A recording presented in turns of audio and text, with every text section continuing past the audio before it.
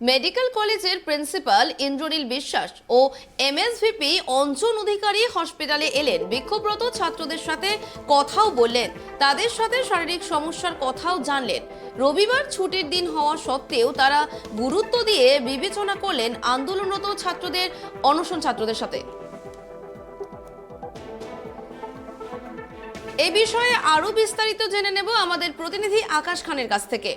আকাশ, দীর্ঘদিন ধরে মেডিকেল কলেজে বিক্ষোভ চলছে, এখন সেখানকার পরিস্থিতি কি রকম? দেখো পাপিয়া, আজকে মেডিকেল কলেজের প্রিন্সিপাল ইন্দ্রনীল বিশ্বাস এবং এমএসপিপি অঞ্জন অধিকারী তারা আজকে গিয়েছিলেন এবং তারা এই আন্দোলনরত ছাত্রদের সঙ্গে কথা বলেছেন এবং অবশেষে এটা তারা জানাচ্ছেন যে তারা গিয়ে কথা বলাতে ছাত্ররা তাদেরকে আশ্বস্ত করেছেন যে যদি কোনো রকম কোনো এমার্জেন্সি হয় সেই ক্ষেত্রে তারা যে মেডিকেল কলেজ কর্তৃপক্ষ রয়েছে তাদের সঙ্গে যোগাযোগ করবেন। তবে তিনি যেটা জানিয়েছেন যে যে ছাত্ররা অনশনে রয়েছে তাদের যে প্রেসার, সেই প্রেসার অর্থাৎ তাদের যে রক্তচাপ সেটা বর্ডার লাইনের আশেপাশে রয়েছে।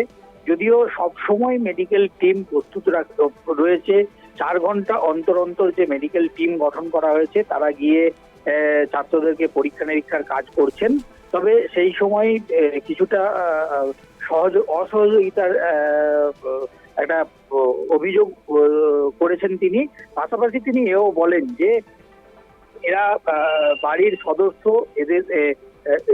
এদের যে দাবি সেই দাবিটা সহানুভূতির সঙ্গে দেখা হচ্ছে এবং সেই দাবির পক্ষে অর্থাৎ মেডিকেল কলেজ সেই দাবির পক্ষে রয়েছে এমনটাই তিনি জানিয়েছেন। পাশাপাশি ছাত্ররা যারা অনশনে রয়েছেন তাদের যাতে কোনো রকম কোনো এমার্জেন্সি না হয় সেদিকে তীক্ষ্ণ নজর কলেজ কর্তৃপক্ষ রেখেছে এবং তিনি নির্দিষ্ট করে বলেন যে মেডিকেল টিম তারা 4 ঘন্টা অন্তর অন্তর আসছে এবং পরীক্ষা নিরীক্ষার যে কাজ সেগুলো করা হচ্ছে। পাশাপাশি তিনি এও বলেন যে আজকে রবিবার এই বিষয়ে তিনি ঊর্ধ্বতন কর্তৃপক্ষের সঙ্গে কথা বলছেন, কালকে সোমবার কালকেও এই নিয়ে কথা হবে এবং মঙ্গলবারের যে বৈঠক সেই বৈঠক যাতে ফলপ্রসূ হয় সেই চেষ্টা করা হবে এমনটাই তিনি জানিয়েছেন। পাপিয়া, যারা অনশনে বসেছে যে সমস্ত ছাত্রছাত্রীরা তাদের সঙ্গে কি কথা হয়েছে? তারা কি বলছে? যতক্ষণ না তাদের দাবি মানা হবে ততক্ষণ কি তারা এই অনশন চালিয়ে যাবে? দেখো, এই বিষয়ে প্রিন্সিপাল যেটা জানিয়েছেন যে ছাত্রছাত্রীদের অর্থাৎ যারা আন্দোলনকারী বা অনশনরত তাদের যেটা দাবি যে তাদেরকে নির্দিষ্ট করে একটি দিন ধার্য করা হোক এবং সেই নির্দিষ্ট দিনটি তাদেরকে জানানো হোক।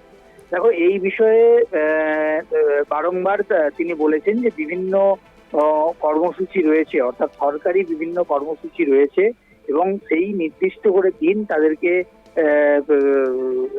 প্রিন্সিপাল তিনি নির্দিষ্ট করে জানাতে পারবেন না।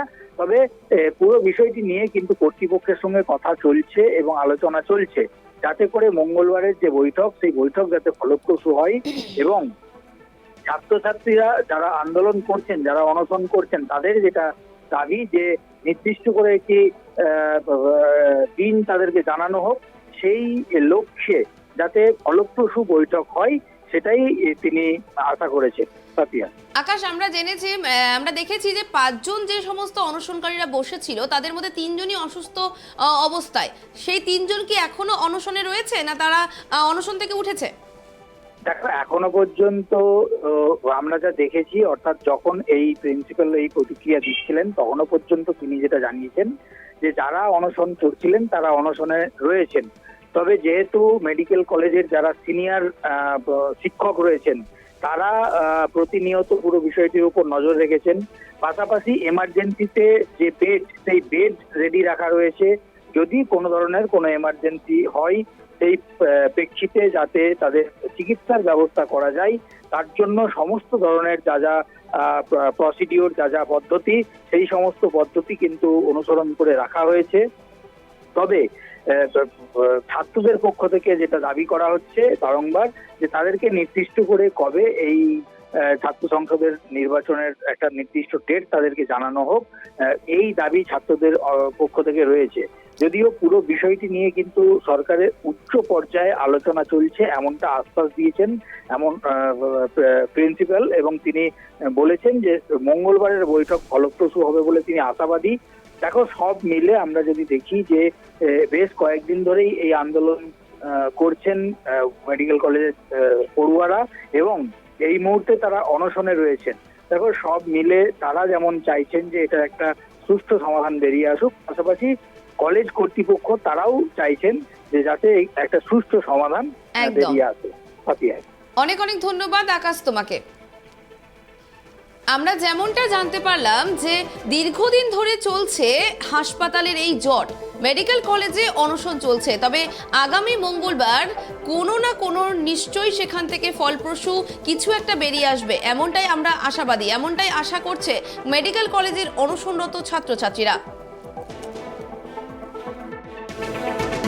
আমরাও তো খুবই মানসিক চাপে আছি। কালকে আমরা বাড়ি পৌঁছেছি প্রায় 12:30। তারপরে রাত্রিবেলায় 2 ঘন্টা অন্তর নিজেদেরই তো খারাপ লাগছে আর কি। কিন্তু আসার বিষয় হচ্ছে যে এখনও ব্লাড সুগারটা ওই আর কি বর্ডার লাইনের এপাশ ওপাশ করছে। একজনের কিটোন বডি এসেছিল, সেই অবস্থাতেই রয়েছে। ওরা অ্যালার্ট আছে। এগুলো সব symptoms to identify weather the person is deteriorating or not. আমাদের টিম 4 ঘন্টা অন্তর অন্তর আসছেন, তারা দেখার চেষ্টা করছে, ওরা অ্যালাউ করছে না, যদিও অফিসিয়াল নোট টোট সব রাখা হচ্ছে। প্লাস সিনিয়র টিচাররা মাঝে মাঝে এসেই দেখে যাচ্ছেন বা বলার চেষ্টা করছেন।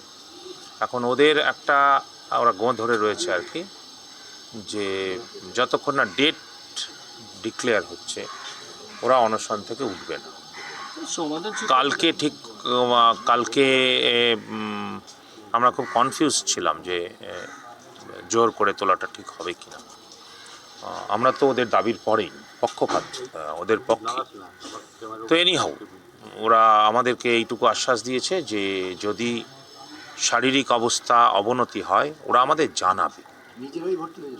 সেটা তো আমি জানি না আন্দোলনের প্রেক্ষাপটে নিজেদের ভর্তি হওয়াটা কতটা সামঞ্জস্যপূর্ণ।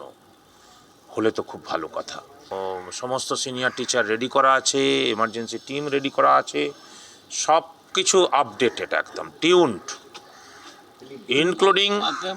ইনক্লুডিং এটাও বলে রাখলাম জোর করে তোলা। কিন্তু আবারও একটা কথা বলছি, হ্যাঁ, বাড়িতে খুব অসুবিধা হলে তো হেল্প নিতে হয়, কিন্তু আমার ছেলেমেয়েরা খুব ভালো, তারা আমাদের সাথে কথা দিয়েছে যে এমন কিছু অ্যালাউ করা যাবে না, পার্মানেন্ট ড্যামেজ।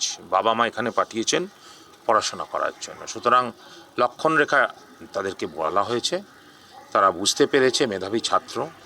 আশা করি যদি শরীর কোনো খারাপ হয়, আমার ডেপুটি সুপার, অ্যাসিস্ট্যান্ট সুপার সব বসে আছে তাদের জন্য, আমরাও রইলাম মোবাইলে ফোন খোলা, একটা ইনফরমেশান দিলে আমরা ব্যবস্থা নিয়ে নেব।